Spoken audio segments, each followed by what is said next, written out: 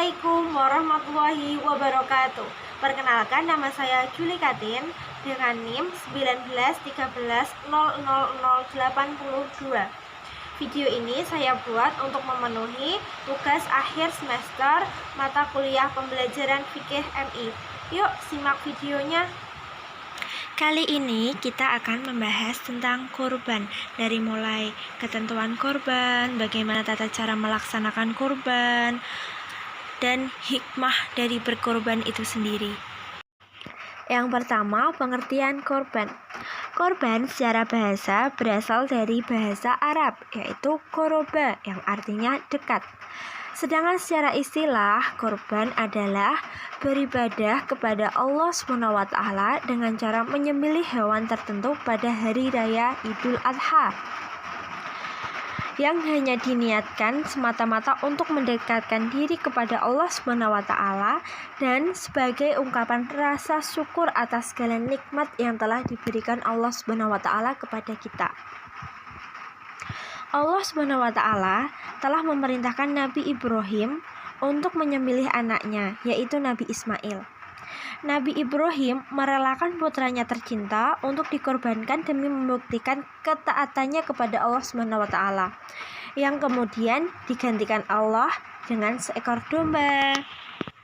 Selanjutnya, hukum berkorban.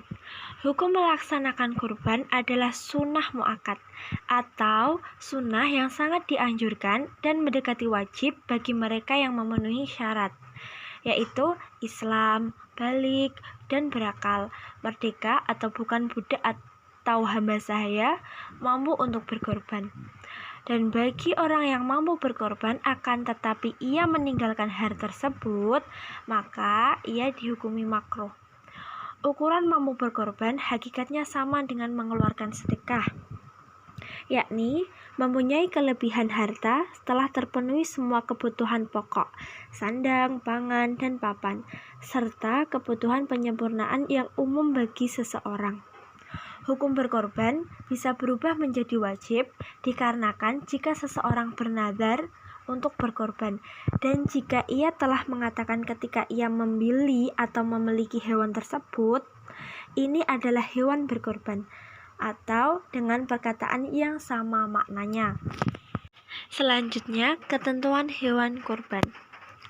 Hewan yang boleh dijadikan kurban adalah unta, sapi, kerbau, dan kambing atau domba. Selain hewan tersebut, misalnya ayam, itik, ikan, itu tidak boleh dijadikan untuk berkorban. Adapun ketentuan hewan-hewan kurban, yaitu baik tanduknya terhindar dari cacat seperti sakit, buta, kurus, pincang, itu tidak boleh. Dan binatang yang sobek telinganya, tidak ompong giginya, tidak putus ekornya, tidak dalam keadaan hamil, dan yang selanjutnya adalah umur. Binatang yang dijadikan korban harus cukup umur atau musinah yang telah ditentukan. Untuk kambing, umurnya 1 tahun. Untuk domba, umur 2 tahun lebih masuk ke 3 tahun. Untuk sapi dan kerbau, umur 2 tahun masuk ke umur 3 tahun. Dan untuk unta, cukup umur 5 tahun masuk ke umur 6 tahun. Selanjutnya, waktu dan tempat penyembelihan hewan kurban. Penyembelihan hewan kurban pelaksanaannya dimulai setelah sholat Idul Adha sebelum matahari tenggelam. Dan untuk tempat pelaksanaan kurban, yaitu yang paling utama untuk berkurban adalah di dekat tempat sholat Idul Adha. Namun diperbolehkan juga untuk menyembelih di rumah atau di tempat yang telah disediakan. Sahabat Abdullah bin Umar menyembelih hewan kurbannya di tempat pemotongan hewan atau penjagalan. Tadi sudah dijelaskan binatang yang boleh dijadikan untuk kurban. Selanjutnya, binatang yang tidak diperbolehkan untuk berkorban. Syarat-syarat binatang untuk kurban adalah binatang yang keadaannya sehat, tidak sakit, tidak cacat, dan harus gemuk.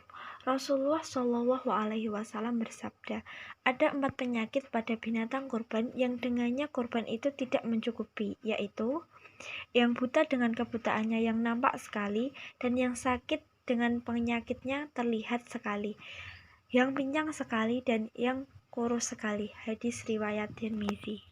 Selanjutnya, hal-hal yang harus diperhatikan dalam melaksanakan kurban.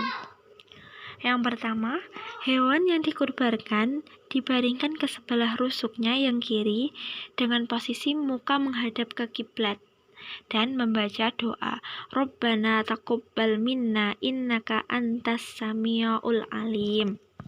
Selanjutnya, penyembelih meletakkan kaki yang sebelah di atas leher hewan agar hewan tidak menggerak-gerakkan kepalanya dan meronta. Selanjutnya, penyembelih menyembelih hewan kurban seraya membaca Bismillah Allahu Akbar, dan kemudian penyembelih membaca doa supaya hewan kurban diterima Allah Subhanahu wa taala. Pembagian daging kurban. Apabila korbannya karena nadar, maka seluruh daging wajib disedekahkan semuanya. Akan tetapi, jika korban sesunnah atau korban biasa pada saat Idul Adha tanpa ada hajat tertentu, maka daging kurban dapat dibagi menjadi 3 bagian. Yang pertama, 1/3 untuk keluarga yang mengorbankan, dan yang kedua 1/3 untuk disedekahkan kepada fakir miskin, dan yang terakhir 1/3 dari daging kurban disedekahkan kepada orang-orang yang membutuhkan. Yang terakhir adalah keutamaan ibadah kurban. Menghidupkan sunnah Nabi Ibrahim, mendidik jiwa ke arah takwa dan mendekatkan diri kepada Allah Subhanahu wa taala, menghilangkan sifat tamak, rakus, dan mewujudkan sifat murah hati dan mau membelanjakan harta di jalan Allah Subhanahu wa taala, menghapus dosa dan mengharapkan keridhaan Allah Subhanahu wa taala, menjalin hubungan kasih sayang sesama manusia. Penjelasan dari saya tentang ketentuan berkurban dan hikmah berkurban itu sendiri. Semoga bermanfaat, kurang lebihnya mohon maaf. Terima kasih. Wassalamualaikum warahmatullahi wabarakatuh.